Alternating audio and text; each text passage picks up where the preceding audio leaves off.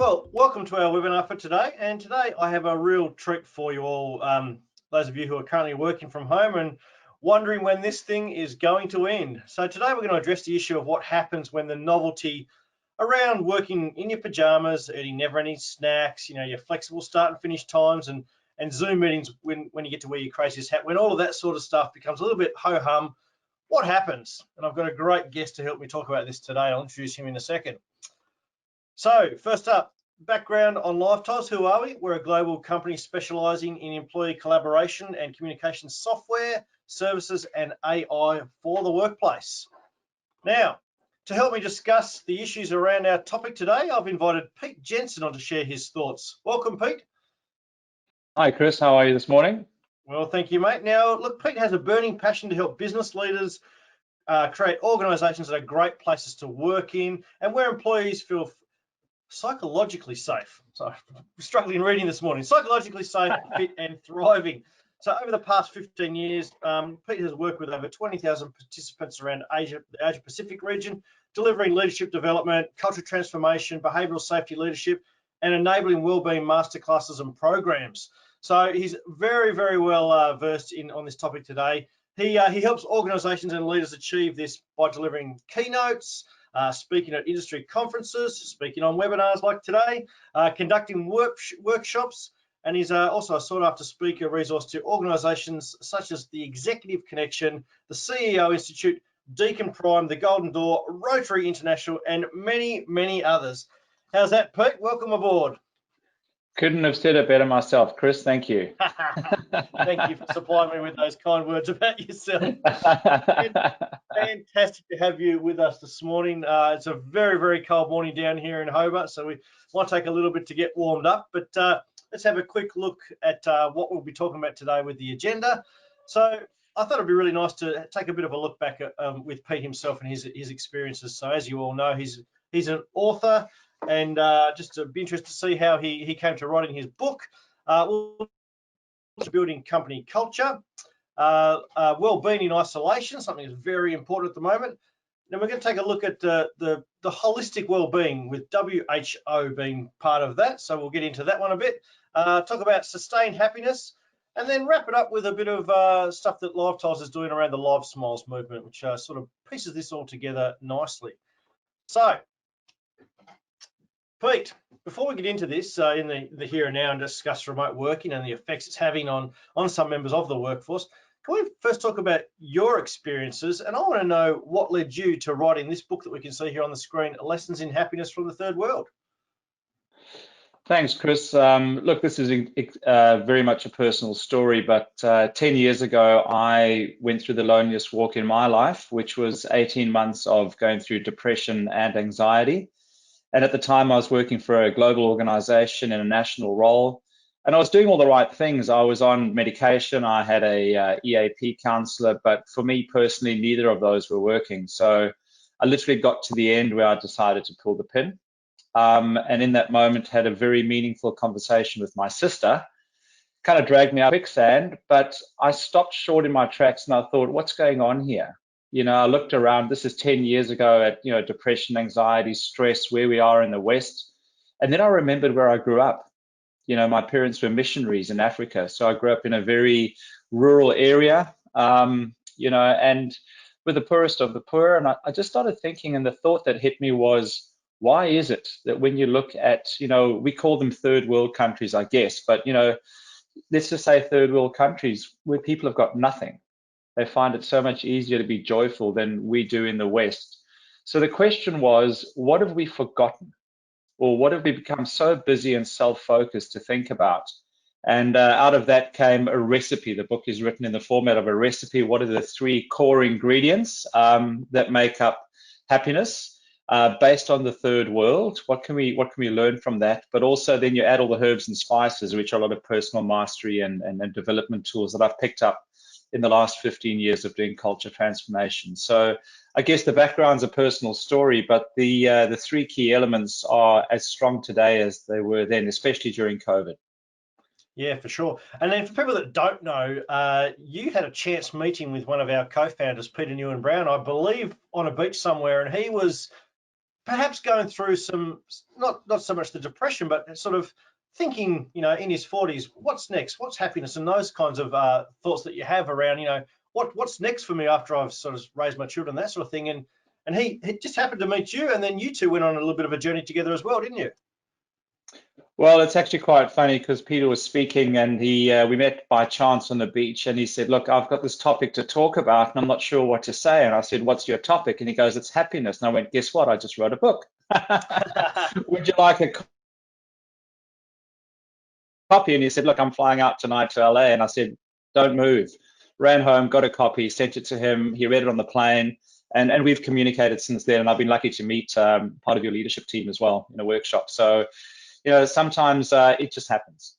Yeah, absolutely. And look, I was at the conference that he came and presented that to, and it was amazing. And it literally led to the launch of what we now know in our business as LiveTiles, which is basically Peter's higher calling, if you like. He's doing something more than just us as a product vendor, doing something to help people in all walks of life. And mate, it's in no small part thank you to you and the advice and the chats that you had with Pete. So it's amazing how this world works at the moment, isn't it?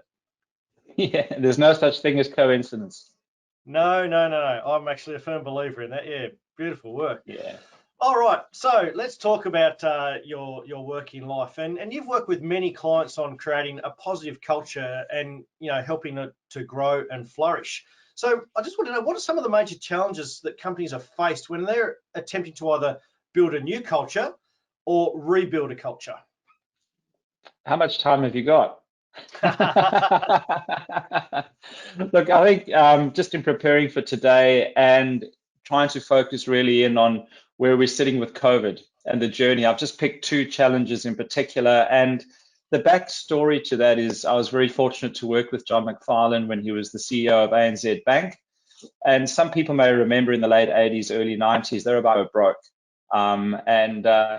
They were closing branches, the share price was down. Along comes this new CEO and he goes, I've got a great idea. We're going to send 38,000 people in 42 countries on a personal mastery course, personal development course called Breakout. Now, if you're a shareholder, you would have thought he was nuts. But that's exactly what we did. And, the end result was, Bank of the Year 5 years in a row, highest engagement scores. All the commercial results followed that intervention in the individual and the human being. And I think for me, this is 15 years ago, but in terms of COVID today, it's exactly the same thing. So I've picked two challenges. And the first one is understanding the role of the organization and leaders during this period. There's a wonderful quote by Alex Den Heyer in Belgium, and he says that when a flower is wilting, you don't fix the flower, you actually fix the garden in which the flower lives. And when you think about that, it's really about the role of leaders is to create the right environment for people to flourish. And so we need to understand what people's needs are. And in particular, again, as we go through COVID, there's another icebreaker I use when I do a lot of keynotes, and I throw a question to the audience. And the question is, when someone has a headache, what do we give them? And of course, everyone yells out Panadol, Nurofen, et cetera, and I go, correct. But what if that's not what they need? What if they're just dehydrated and all they need is a glass of water? So I think it's really important as leaders that we don't have a one-size-fits-all push solution to our employees and staff members.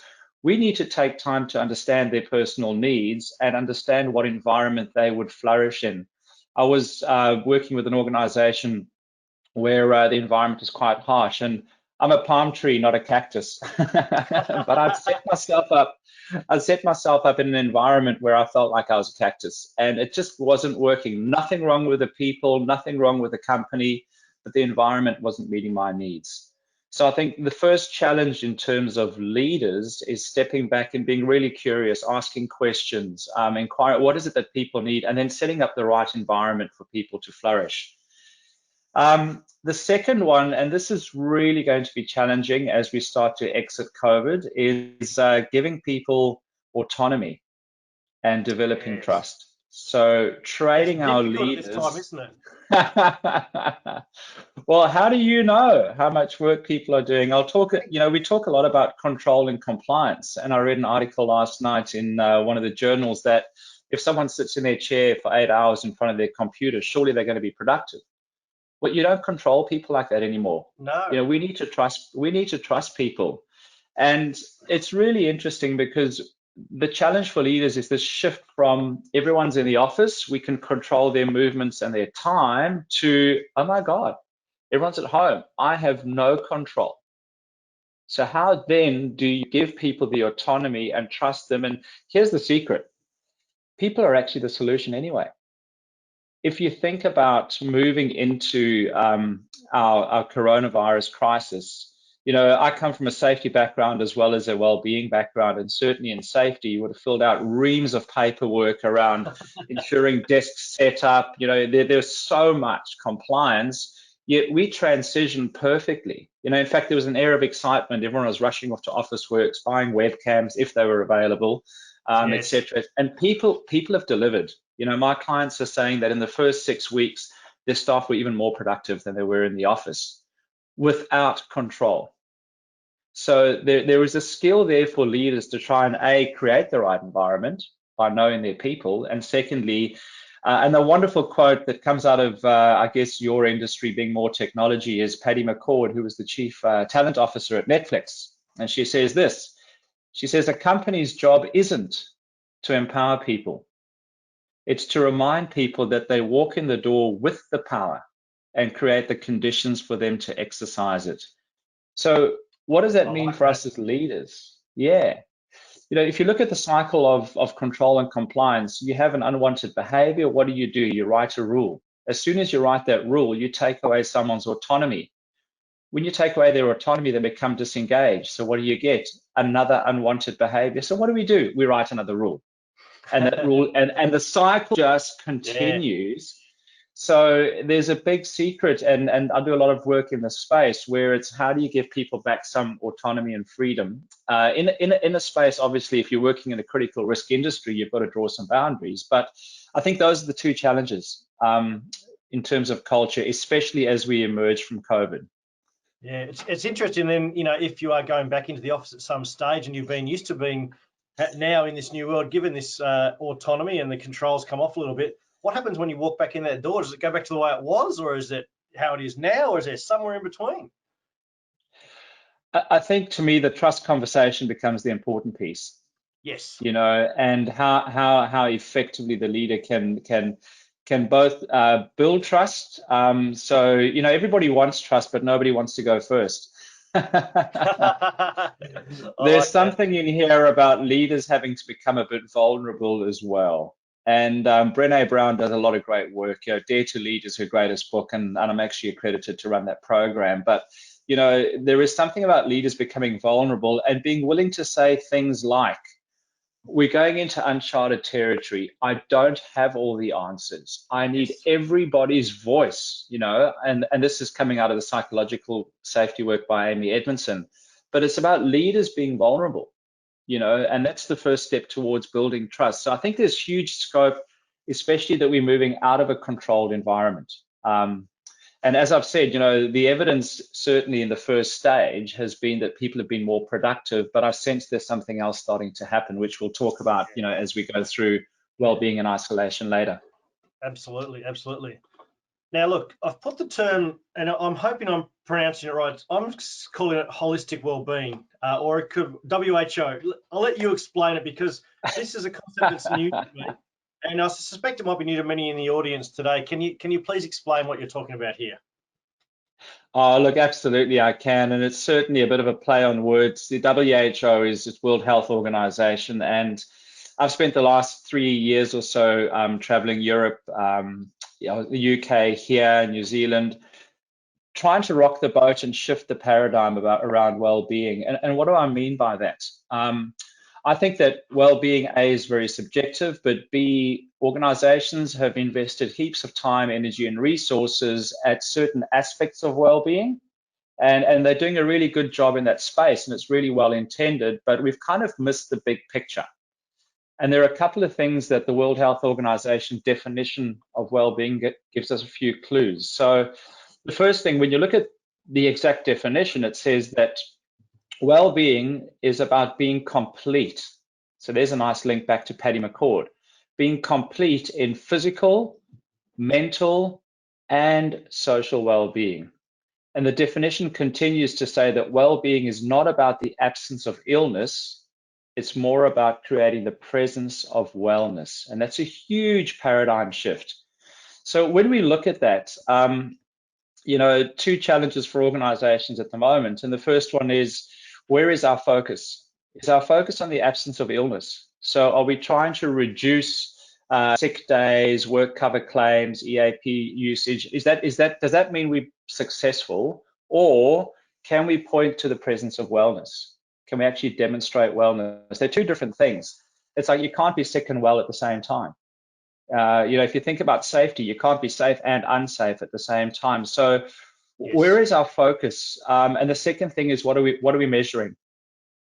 And more often than not, we're measuring the negative indicators. So that paradigm shift then starts this conversation of, so what is well-being when you think of a framework? And if you break it down very quickly, physical well-being, I think we've covered it quite well in organizations. So occupational health is the first sub-element, or I call them planets.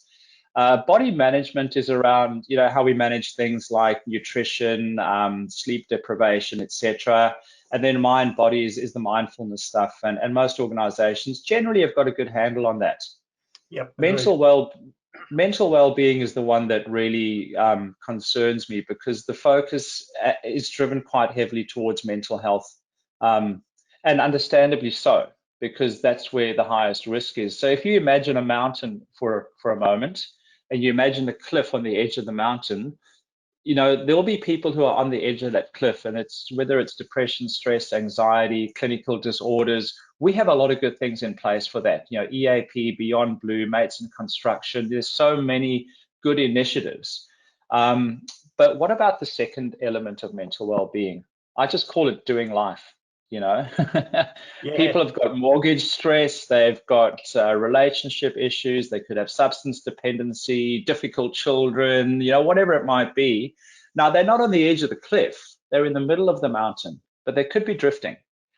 What skills do people have in that space? And this is where John McFarlane and the ANZ Culture Program was so powerful. It was equipping people to do life, to have difficult conversations, to manage things. And then the third part of mental well-being is around personal growth, it's around mastery, and it's around autonomy, as we were saying earlier. So mental well-being is a lot bigger than just mental health. The one that concerns me the most is social well-being. And that ties right back to one of the key recipes in my book on happiness around at a personal level.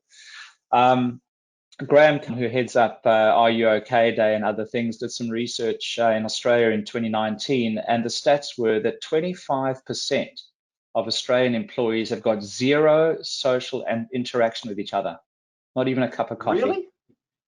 Yeah. Wow. So you look at connection, and now that we think about working remotely, and we start thinking about connection.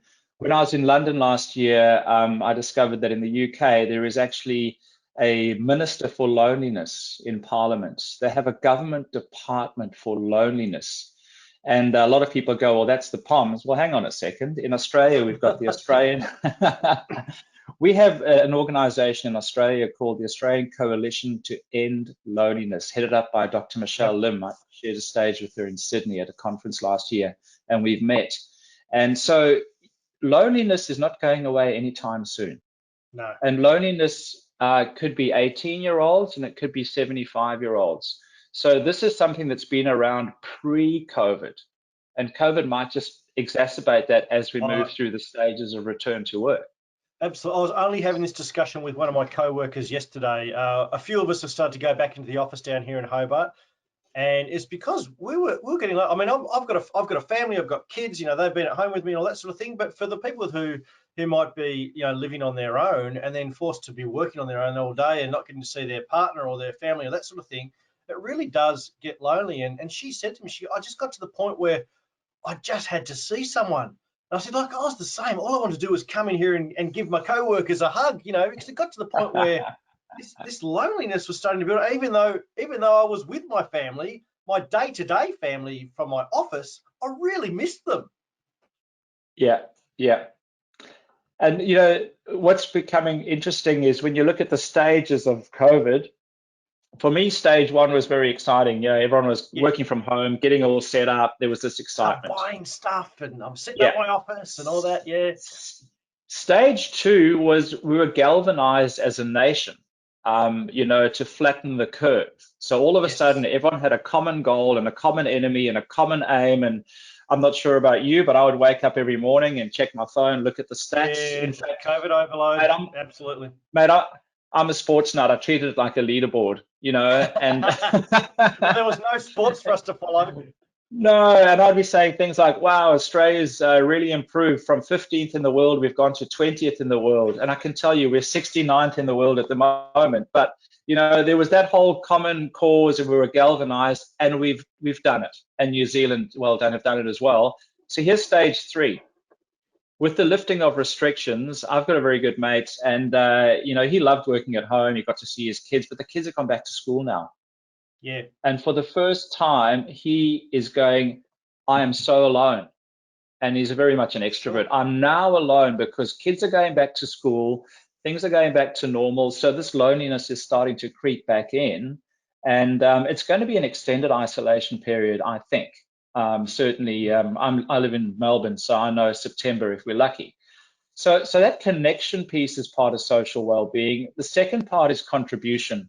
And people want to be part of a bigger thing. And again, John McFarlane, and this is where I learned a lot of that at ANZ, was he asked the people, what do you want to do? And one of their core values was earn the trust of the community, for example. So he said, okay, let's action that. Everyone gets 2 days a year to do what you want in the community so that you can live your value of contribution.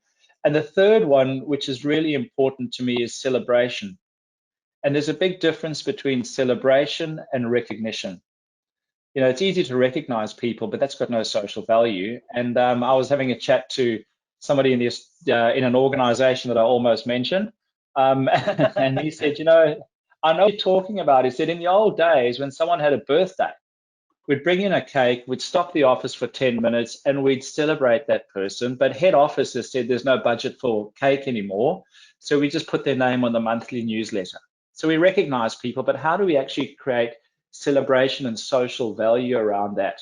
Yep. So just stepping back for a moment, when we look at the World Health Organization definition, it's about the entire spectrum of well-being. It's all three key components and also those 9 subplanets. And some people may be watching and going, how do we stack up? What are our top 3? What are our bottom 3? Where's there room for improvement?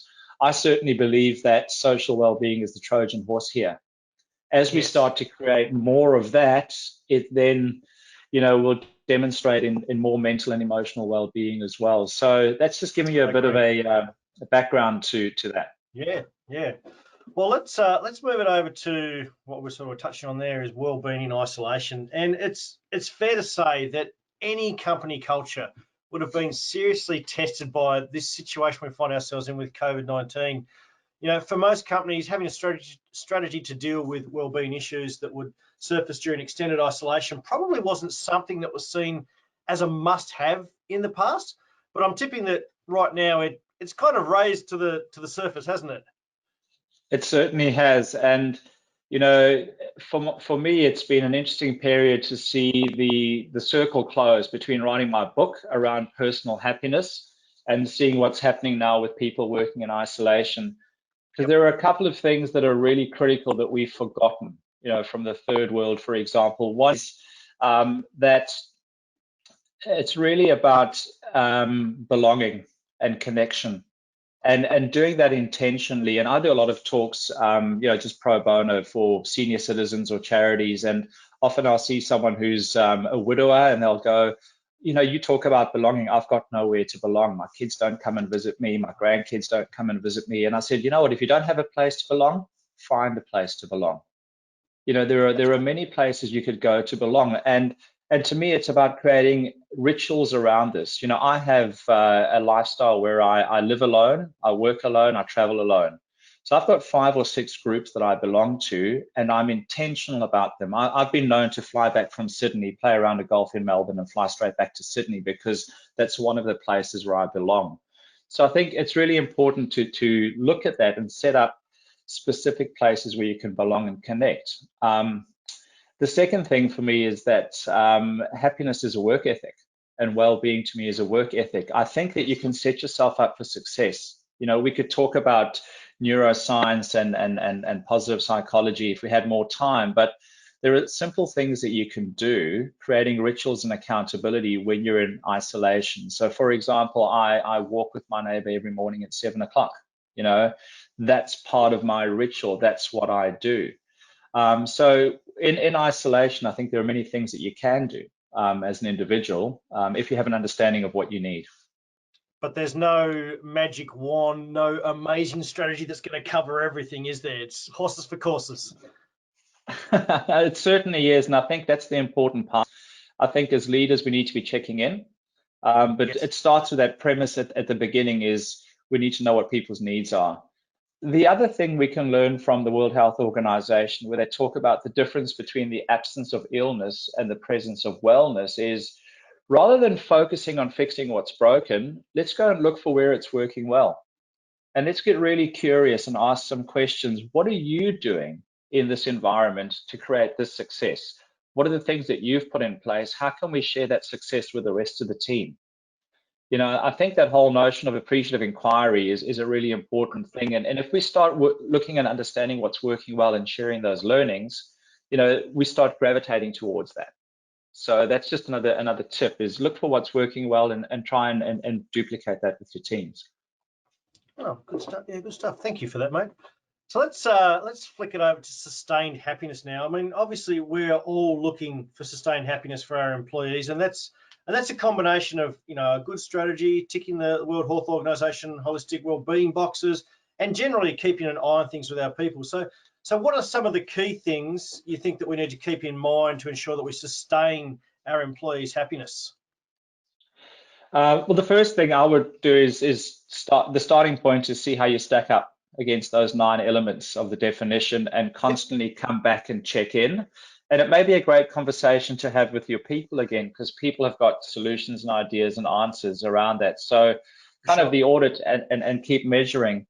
The second thing is for leaders to develop skills in the shift from control to how to create autonomy and trust with their people. Perfect.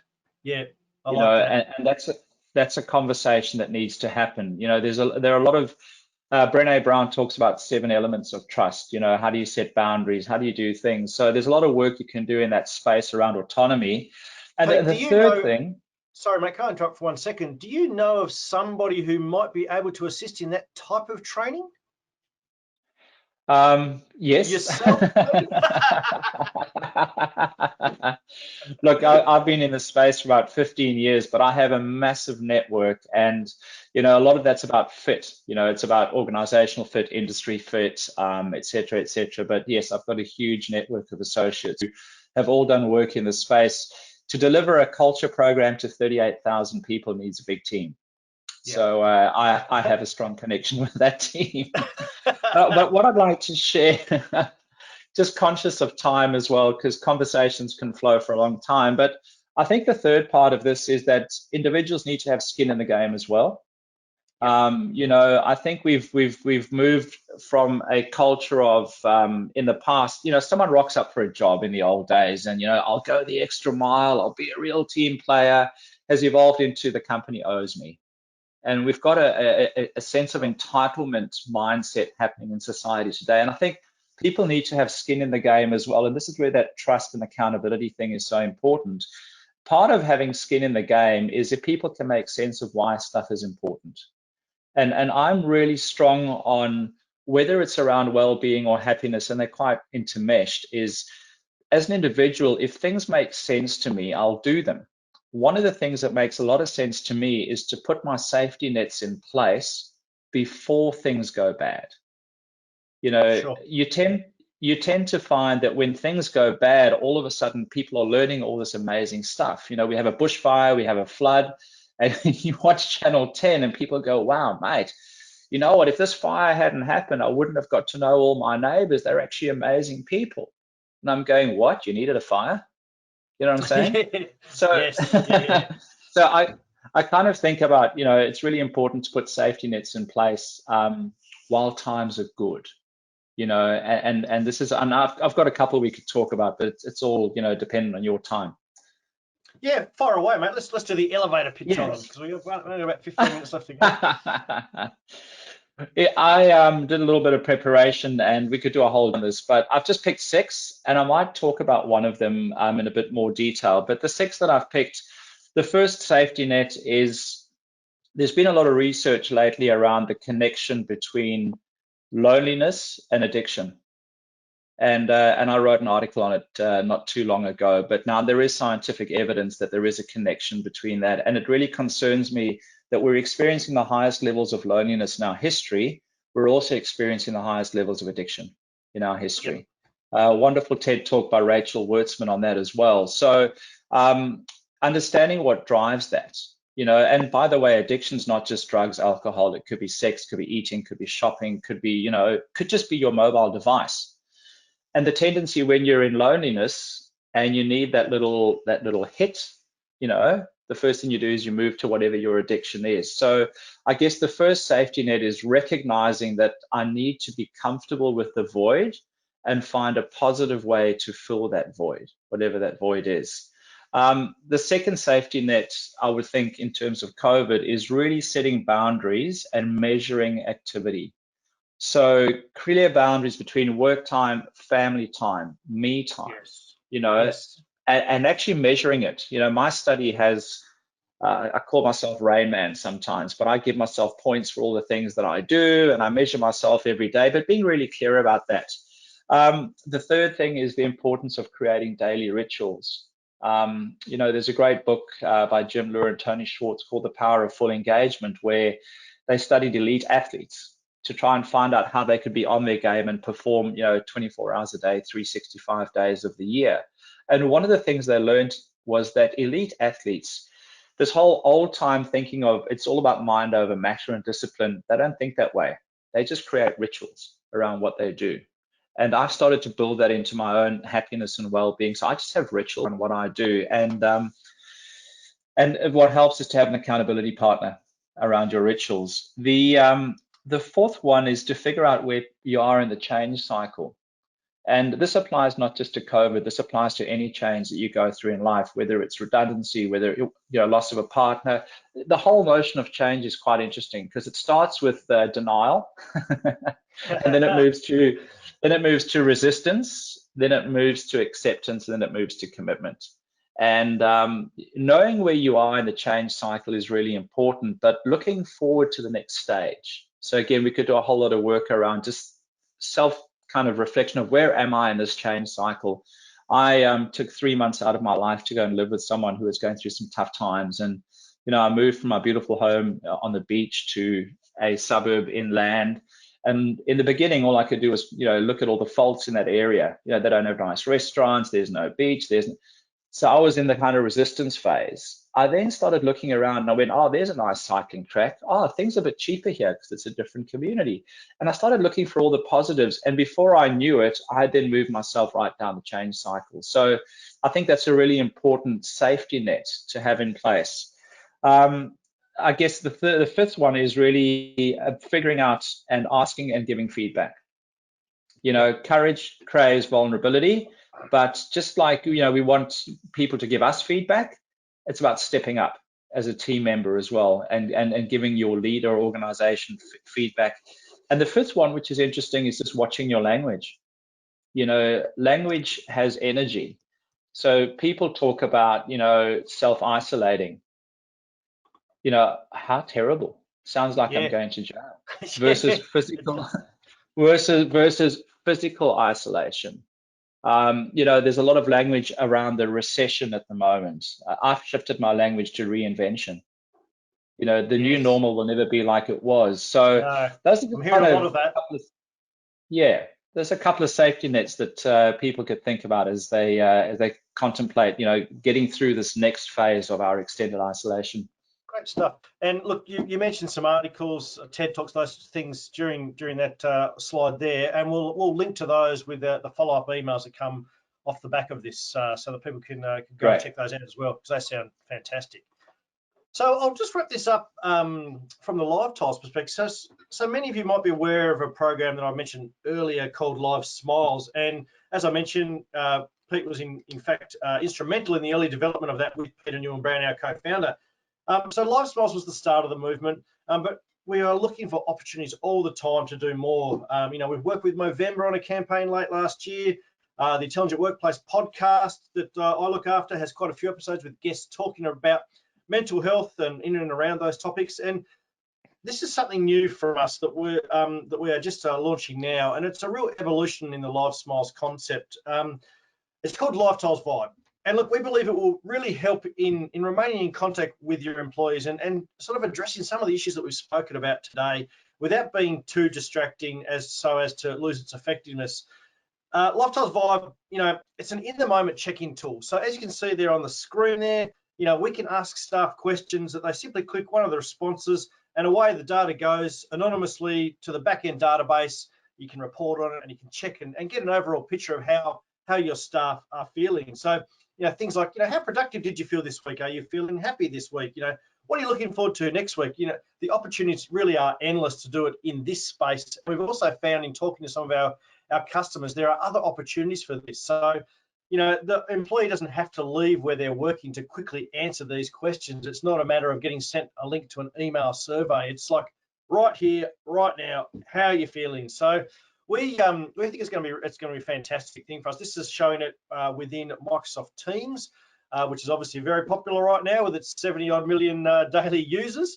But we're also looking to surface this tech in multiple channels, things like Slack and that sort of thing. So as I said before, it won't distract them from their work, and it will just be a big quick click and submit in whichever platform they're working in, and allow those in the background, the people and cultural leaders, that sort of thing, just to get a quick feel about how the employees are feeling, because that is something right now with people working from home, their studies and that sort of thing. You really do miss out on that. So look, if you think you like the sound of that free solution, you can jump onto the website there. We'll send the links out in the follow-up email as well, and you can check it out for yourself. But I think this is something really fantastic. Very excited about this one. Now, to wrap this all up, yes, mate. Yeah, can I just offer one thing very quickly on what you were just sharing? Is if we circle back to the holistic framework, yes. two things about that data which would make sense to team members. The first one is it gives leaders kind of a read on where are the issues before people get to the edge of the cliff. But the other thing is shifting from the absence of illness to the presence of wellness. Where are the areas where people are reporting that they're going well? That gives you an indication of go and investigate, go and find out what are they doing, how are they setting themselves up, and how can we share that across the organization. And that ties in strongly with social well-being. If people are looking for an area to have a contribution to others in the organization, participating in something like this is a great way of sharing and contributing to the rest of the team as well. So I think it actually underpins some of those principles quite strongly. Thank you. And we did not pay for you to make those comments. Thank you very much. It's all in the moment. Yeah, absolutely. Absolutely. Now, look, on the screen here, you can see all of Pete's contact details. If you want to reach out to him, purchase the book that you can see there in the bottom right, link up with him on LinkedIn, or find out more about some of those courses that he talked about. Pete has an absolute wealth of knowledge, some fantastic experiences. Had a couple of great conversations with Pete, even just talking about happiness and well-being. He's an amazing fellow. He's been really great with his time here today. So thank you very much, Pete, for joining us here today. There will be follow-up emails, I said, with all of those bits and pieces that we've spoken about here. Normally you would hear me say who we've got on next week, but unfortunately my guest has fallen through for next week, so we'll probably take a break for a week, and we'll see you back here at this Thursday morning, 8:30 a.m. time slot very soon. So thank you everybody for joining us today, and have a fantastic day. Yeah, have an awesome week.